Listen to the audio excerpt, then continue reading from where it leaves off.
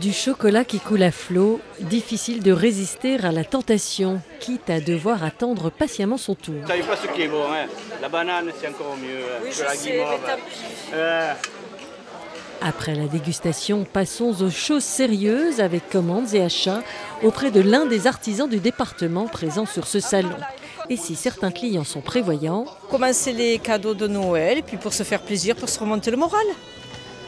Oui. Puis on connaît le chocolatier qui est du village, donc on connaît les saveurs, on sait qu'il travaille bien. pour d'autres, il est juste impossible de ne pas craquer. C'est pour tous les jours, c'est pour tout de suite. Noël, c'est une autre étape, c'est encore loin. Ça tiendra pas jusqu'à Noël, ça, c'est pas possible. Quand on a entendu parler de ça, on est venu. On a accouru même.